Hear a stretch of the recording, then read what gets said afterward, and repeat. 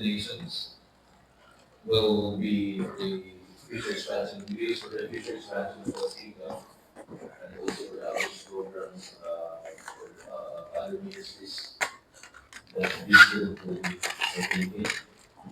Also, of course, for the babies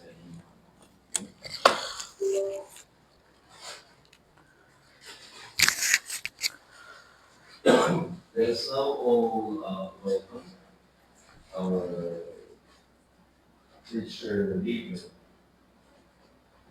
this afternoon, Brother Paul, for his work.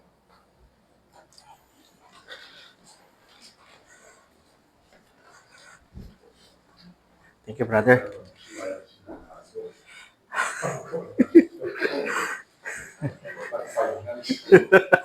Langit pang finals.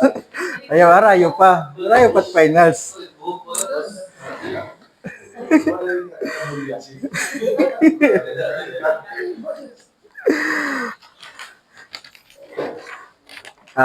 Good afternoon, everyone. Dayaw ng Ginoo. So, praise God. Naging faithful aton ni Lord these past days and coming days. And then, aman tong padayon giyapihan nagahatag aton in conviction tikang haniya word. Siya na hinudidit nagbabasa ng Bible. Oy, very good. At least na nagbabasa. Okay. Very good. So yan na mapapansin naton pagbabasa natin ng Bible, ang mga followers ni Jesus Christ, they are constant in trials. Yeah. Always, ang mga follower ni Jesus Christ, mapapansin natin, always na-undergo hira trials and persecutions. So like for example na natin mababasa Acts, they arrested the apostles and put them in the public prison. So ang natabo didihan apostles, they got arrested na priso era. So amay to sa mga trials and persecution. Nga didiha Acts chapter 7 verse 59, and as they were stoning Stephen is one of the man of God ha book of Acts. Okay? So makikita natin ang kabutangan dida ni Stephen, ginbibi nato hiya stoning. Diba? Diri again, diri mo pa niya kabutangan, and he called out, Lord Jesus, receive my spirit. So, amiton kabutangan at mga believers. Like yapali diha Acts chapter 22, chapter 16 verse 22, the crowd joined in attacking them. So niya makikilala natin ito ng mga followers ni Christ nga them. So ito nga followers ni Christ, they were being attacked by the crowd. And the magistrates tore the garments of them. Tanggal pa ni Rabado. And gave all the orders to beat them with rods. So grabe na, no? Ginatake na, kuha ng panbado, hintubal pa. Amon kabutangan, didahan followers ni Christ. Verse 23, and when they had inflicted many blows upon them, they throw them into prison. Imagine ito experience following Jesus Christ. Ginatake ra, the magistrates tore the garments of them and gave order to beat them. Tapos pagkasunod, may da naman blows, and then kahuman, ginpriso. Kaya naman lang ng mga Christian, ano. And having received this order, he put them into the inner prison. Ato git makuri nga kabutangan nga prisuhan. Diri man maupay nga kabutangan nga prisuhan. Mapaso. Baga ng Bartolina. Mapaso, masirom, inner prison, and fastened their feet in the stocks. Kadinahan pati ratiil. Kaya Roman lang ng mga Christians, ano. About midnight, Paul and Silas, Apostle Paul ngayon, ni Silas, were praying and singing hymns to God. So, in spite hanera kabutangan, natabuha era, still, nagpray lagi pera nga nagkanta, para Dios. Amazing, amazing ini yung mga tao nga bisan hira naka-experience in trials, persecution, makikita natin sa writing ni Apostle Paul nga nagkahatag yang command, rejoice in the Lord, always rejoice. Nito nga verse, Philippians, di ba? So, ito nga time niya pagsurat ito nga Philippians, nakadto ya prisuhan.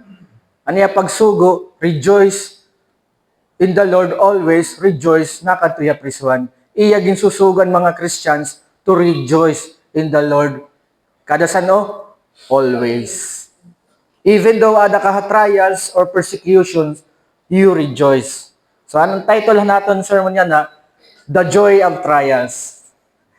Praise so. Kaya magot talaga ni trials, common trials it mga Christians or follower of Christ.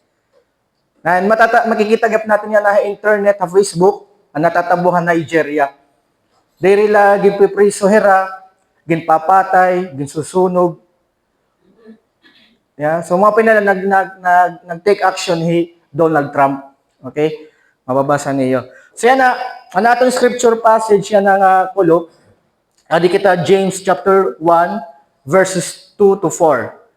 So, ala na kita magkatok daw in honor to the word of God. Salamat. Okay, basahan natin. Count it all joy,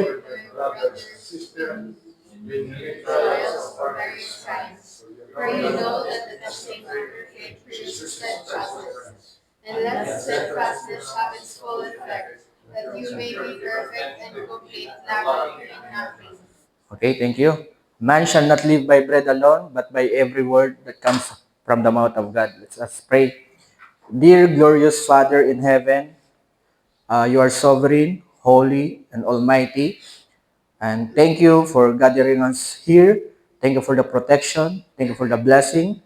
Father, we humbly requesting to you that the Holy Spirit teach us, give us enlightenment and understanding from this message that you have given to us.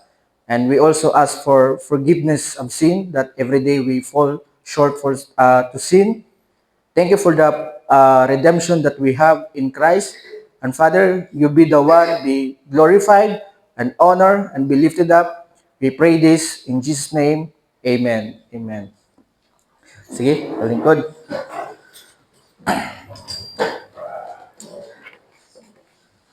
So yan ang ining book of James. An author ini is half-brother ini ni Jesus. He James. Before he James, skeptical hiya kan Jesus.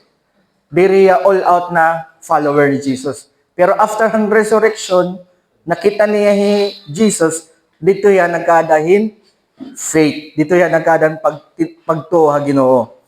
Siya na ini nga book of James, nasurat ini AD 44 to AD 66.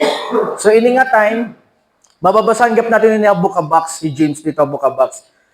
Ini nga time is, ang mga Christians na experience na nirahan, trials and persecutions. And then, may nagyap na matay nga apostles. Hini nga time nga pagsurat niya ini nga book of James. So, makikita natin na niya introduction, yan, greetings para mga Christians na nag-scatter. Nasi nga di James, a servant of God, doulos, and of the Lord Jesus Christ. So, aniya primary recipient, and iya nagipaparadan nga surat is to the 12 tribes in the dispersion. Greetings. So, ini nga 12 tribes is, o sa ini nga illustration para mga believers nga nagsarang na. Okay, scatter. And then, ito nga time, situation nito ng mga believers is, they are under trials and persecutions. Ano ya? Naipit mo yung dili.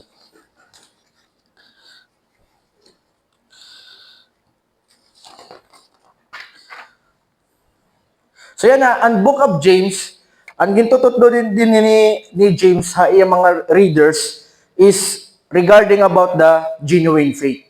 Amo gutiyagin tututdo nga di. And then, gimpakita niya nga, ini nga genuine faith is makikita ya being a doer of the word. amot ko ni James.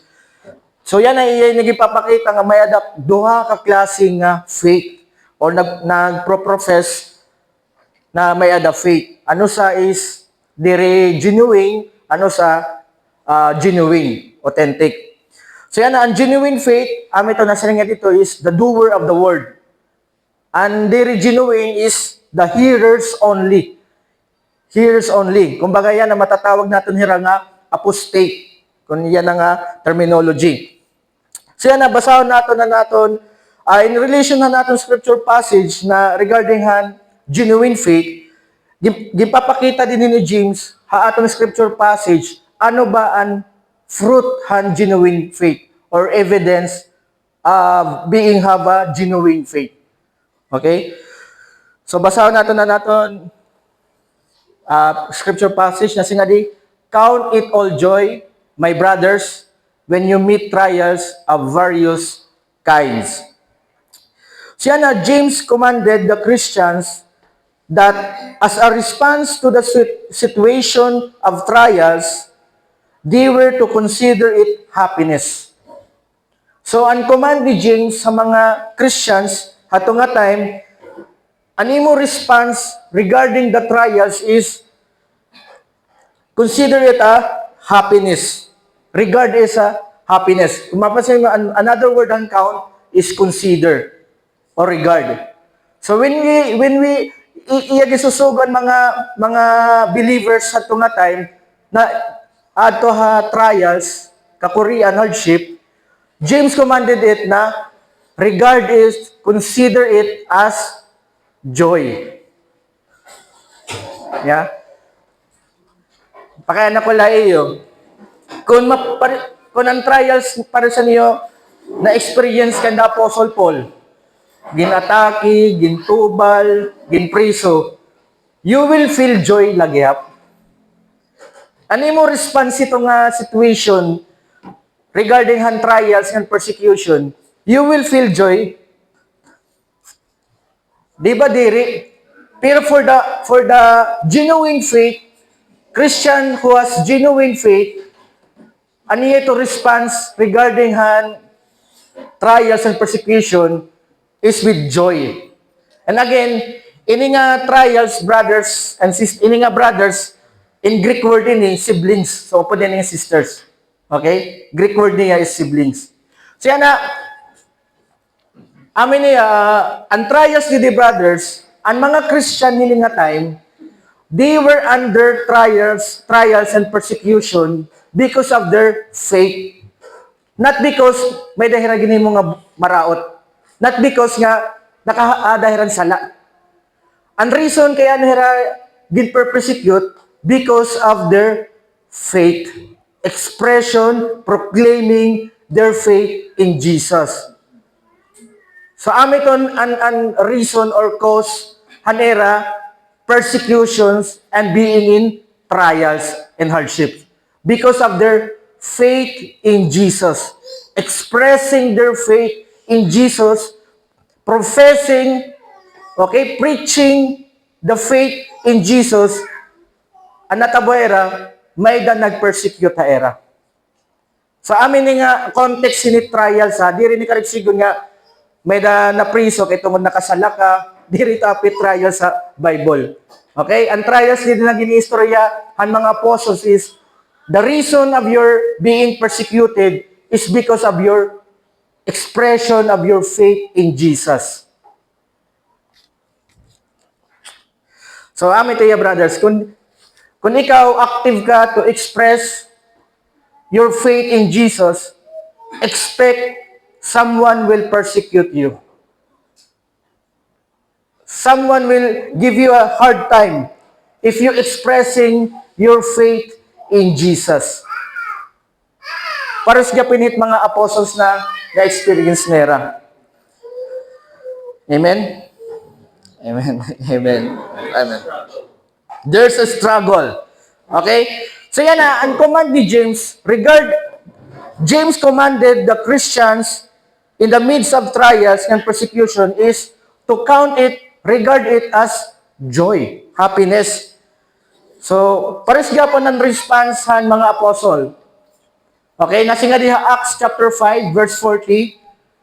And when they had called in the apostles, ano natabuha apostle? They beat them. They beat the apostles and charged them not to speak in the name of Jesus and let them go. Ang reason anera persecution ng apostles because they continue to speak in the name of Jesus. Amit at context is persecution sa Bible within the Christians.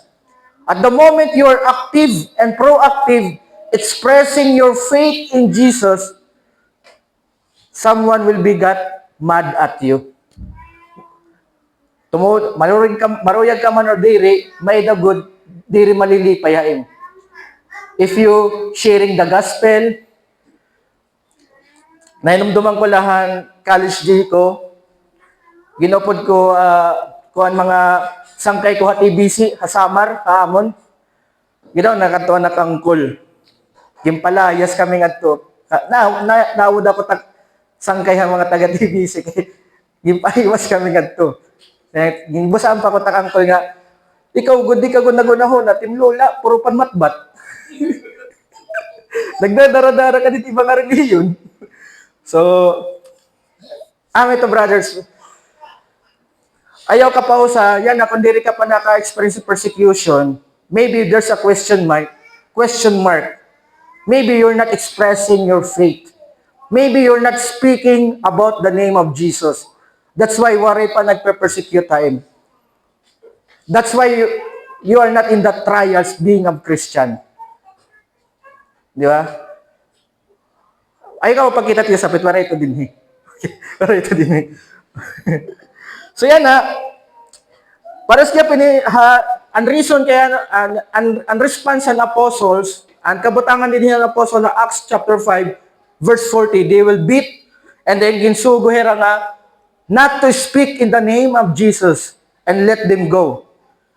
Then the apostle left the presence of the council, rejoicing that they were counted worthy to suffer dishonor. Ang klase yan era suffer is dishonor, kaya yan, for the name.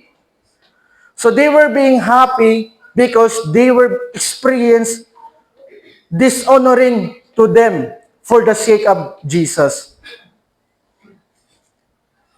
So, makikita natin brothers, pag ikaw active ka, proactive ka, expressing your faith in Jesus, expect you will be in shame.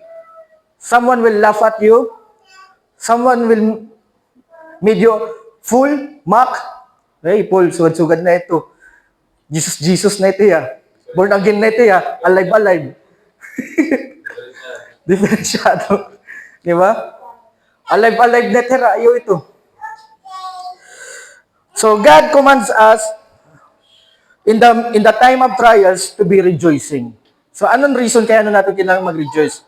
According to word of Jesus, Matthew chapter 5, verses 11 to 12, blessed are you when others revile you and persecute you, and utter all kinds of evil against you falsely on my account. Rejoice, be glad, for your reward is great in heaven. For they persecuted the prophets who were before you. So, amiton reason, ang reason kaya ano nag-command he James, hay mga Christians to rejoice in the time of hardship and persecution, because every time you expressing your faith about Jesus and then may nagpe-persecute mo, may dito reward. Amin ang gusto ni Kuya Dani. Di ba? Every time na may labi na may nagpapamululhain mo, physical ka, na preso ka because of your faith in Christ, may ka reward ha heaven. Ganito, saad ito han Diyos. Amin ito tiya saad, iya promise para han mga tao nga active and proactive expressing their faith in Jesus. And iya promise, you will have reward. Para sa linit mga, di ba, orog manhattan din mga negosyante, para ganahan gumiyo si Timo ahente, tatagan ni man mga incentive, commission na maupay, di ba? Incentives, di ba? Para ganahan ni Ramag trabaho. Haamo man niya pamagi, aminit motivation ni Jesus. Aminit motivation ni Jesus Christ sa ato ng mga believers, brothers. Ngayon ini nga reward nga hatagan Dios, hatag ni Jesus, di rin natin hindi mako-compare din hababawan to na. Waray word na makaka-express it kaupay nga reward ang ihahatag Dios parahan mga tao nga proactive expressing their faith in Jesus. Hopefully, amin ito maging reason na magiging proactive na kita for regarding hanaton faith in Christ. Ayaw kahadlokit persecution. Pag-focus ikaw it durud ako nga butang, which is ang reward ni God para niya mga nagtatrabaho ha iya. Ayaw pag kita at persecution, kita ako nanot kabalyo ito. Great for your reward is great in heaven.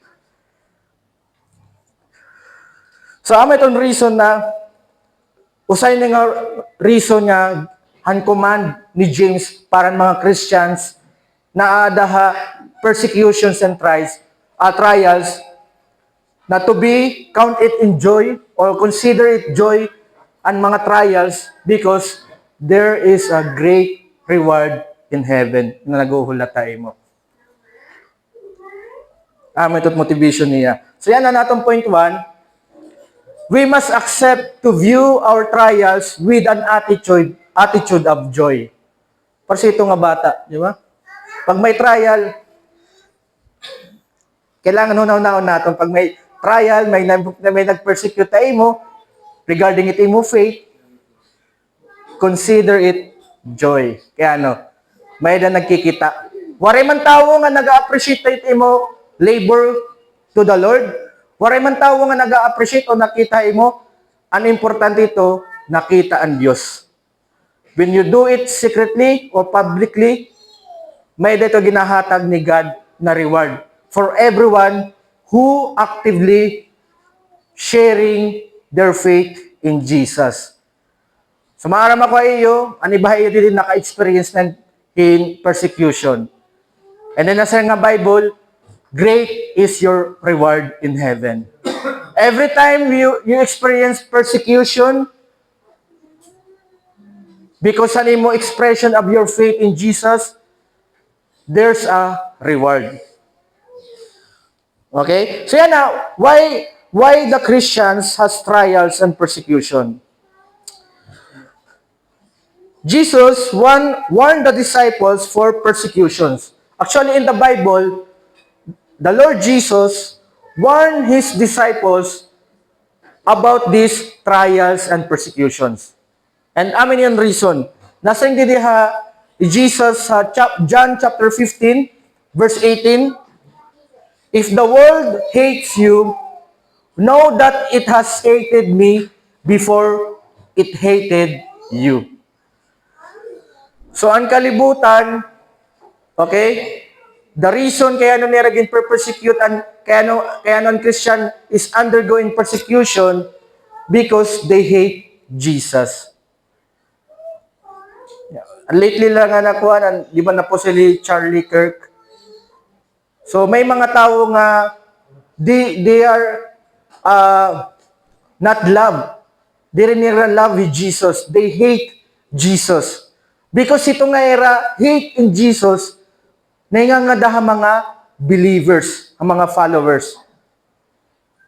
Evangelists, di ba? Inuman ng mga workers dinahan, Ginoo, nag-express ang era faith in Jesus. The reason kaya nila nakaka-experience in persecutions and trials because an era hate to Jesus. And waray man ito didi. Amen? Waray man ito didi nahit kan Jesus.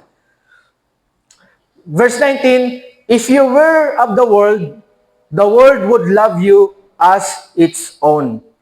But because you are not of the world, but I choose you out of the world, therefore the world hates you. So yan adiri ang mga tawuhan Ginoo ni Jesucristo, aniya mga disciples, aniya mga followers. The reason kay ano ang word na hate na haera because diri na naton kausa ang kalibutan. May da kay himuon nga tama ang butang, magdesisyon ka yung tama, ang kalibutan masisinay mo. Masang napaka kuang kaliwat, pakatuhay kaliwat. Pero you do it heartily. Ayo, diri ni malilipay ang Ginoo. Diri akito, kay diri malilipay ta Ginoo. So ani ba nga tawo, pasisinay mo, napakakaliwat.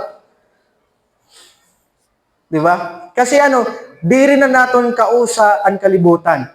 And reason because the Lord chose us to be out of this world. Kasi in the world is under the power of sin. By the influence of Satan. Fallen. So tanan han ginihimon kalibutan is nasisina ang Diyos, wrath of God. Itaada di daha era. So amin brothers, the reason kaya may the persecution haaton ng mga Christians because they hate the true Jesus. Ang Muslim may naman nila Jesus pero diri tinuod.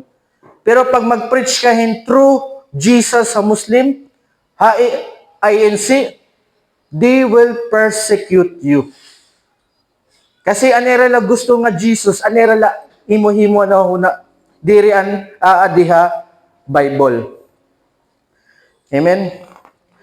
Amen. Praise God. So yan may da warn ni Jesus para mga nahit sa iya. Whoever hates me, hates my Father also. Ngan ini nga warning is may din mabugat nga penalty kung di rin nato ninitutuoron. At ano penalty niya? The wrath of God. Hell. Dito impyerno, waray na dito grace ni God. Waray na dito time for reconciliation. Haimo nga between God, you and God. Waray na time for reconciliation. Ano ato na dito is the fullness of wrath of God. Waray na dito peace, waray na dito mercy, grace ni God. But it ato na dito niya is the fullness of His wrath. So ito na kinahanglan ini nga warning han Ginoo himuon naton. Ganyan saring ko pa kanina brothers and sisters, Bible aniya context regarding the trials of the Christians, not because ang mga Christians may dihira ginhimo nga illegal na priswera. Dirito siya nga persecution. But anira persecution na experience because of their expression proclaiming their faith about Jesus legally, righteously. Okay?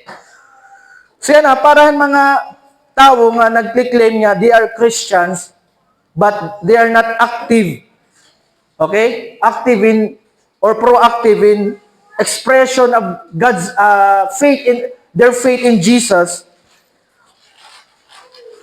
Maybe may dapat ako gyap na experience ko gyap ito na brothers. Ang nagtitikag pa ako Christian life on early Christian ko. Naawod ako pag-share ng gospel. Naawod ako pagdaran Bible. Naawod ako. Pero tungod din nga warning hang Ginoo, natanggal na nakon kawod. Nasing diha Luke chapter 9 verse 26. For whoever is ashamed of me and my words, of him will the Son of Man be ashamed when he comes in his glory and the glory of the Father and of the holy angels. So amin it warning han Ginoo para han mga tawo nga iging kakaawod hiya. pati aniya pulong.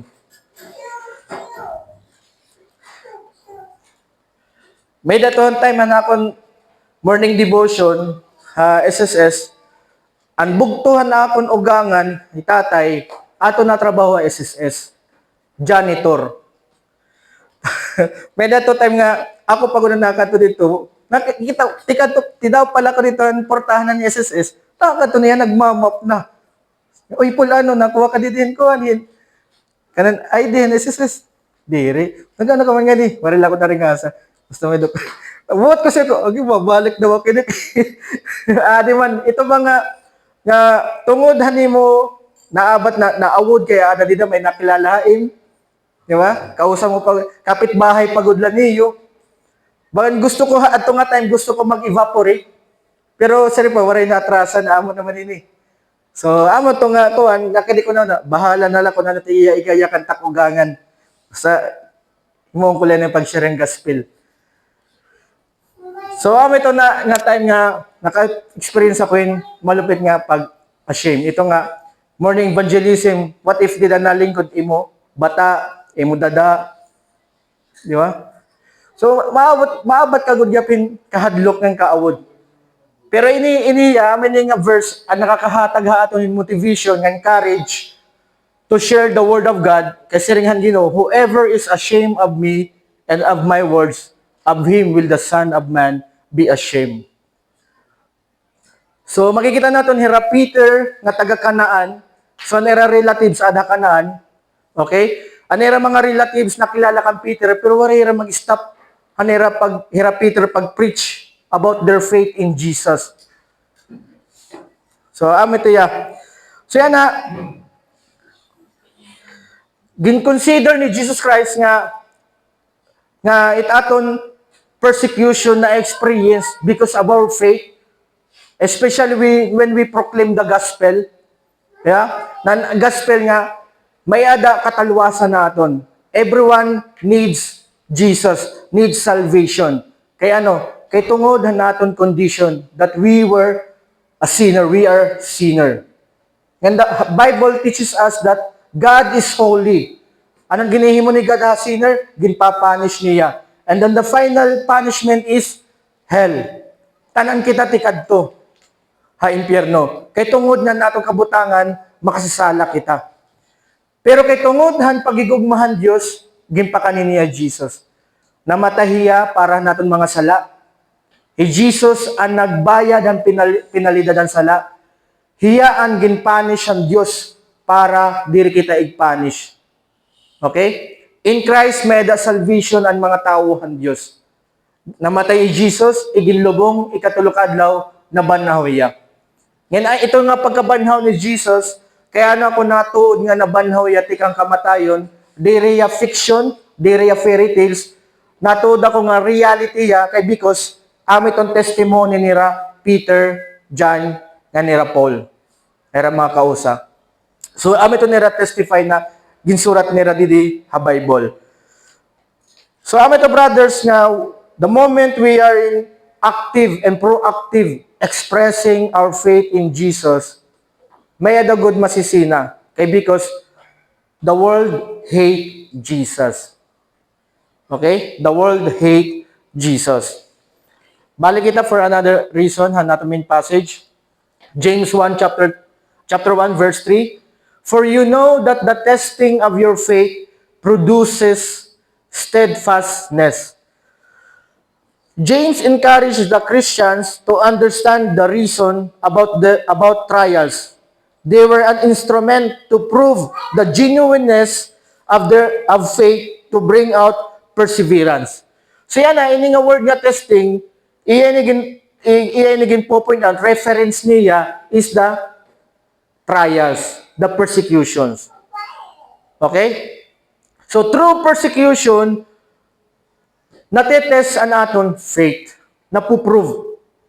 Okay? Yan through testing our faith, the genuine faith in Christ, kung may kita genuine faith, ang genuine faith na producing steadfastness.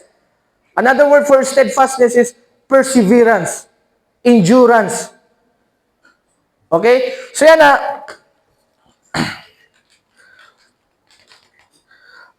Makikita nato dito next verse, verse 12. Nasa nga di, James 1, verse 12, Blessed is the man who remains steadfast under trial. For when he has stood the test, he will receive the crown of life, which God has promised to those who love Him.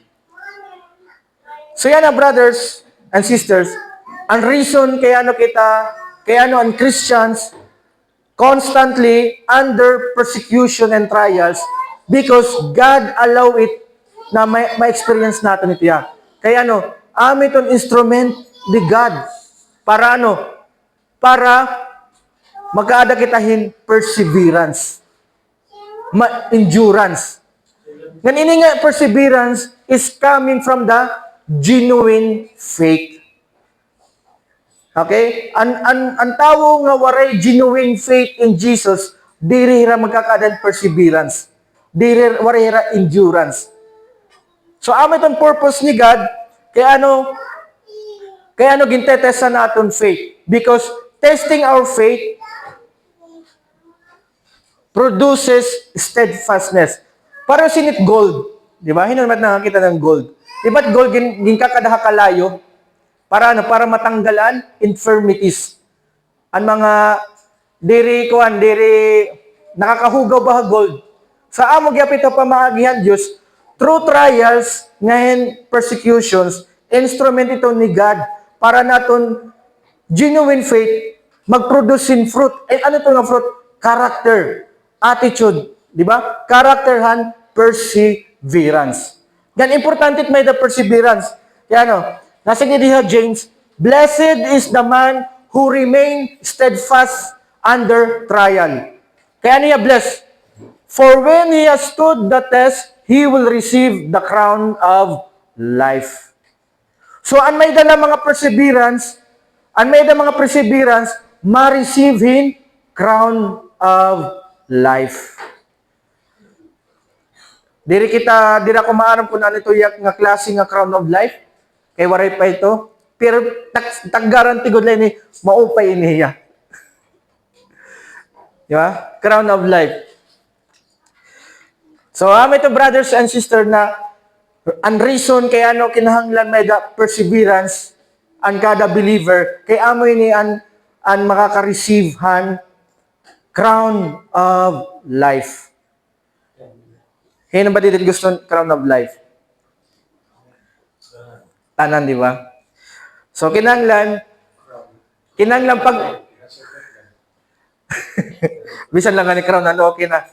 Actually, pag may na-experience kita hin trials, yan perseverance, o hin persecutions, di ba? Usually, ito nababatian na charismatic, especially kadaman some of the Pentecostal, i-rebuke. Di ba? I-rebuke ito. Di ba? When you are in poverty, in hard time, rebuke it in Jesus' name. Pero nasa nga Bible, ayaw i-rebuke. Consider it joy. Di rin yung papaiwas sa with trials and persecution. Di ba? Instrumento lagi ito ang Diyos para Para mag-persevere ka. Amen? So, stick in on the Bible lagi. Yeah. Ay mga tao, mag-i-encourage, magtututdo. Di ba? They will preach nga. I-rebuke ito. Ngayon, damo-damo nga klase na mga trials. Ini nga word nga trials sa James natong gimbasa. It is same word in Greek is temptation. Satan always give temptation. Ngayon, paano yung Satan maghatag in temptation? Iba-iba. Ano natabukan Job? Job, Old Testament, Job lost his wealth and health and family. Nasa man ni Satan kan God.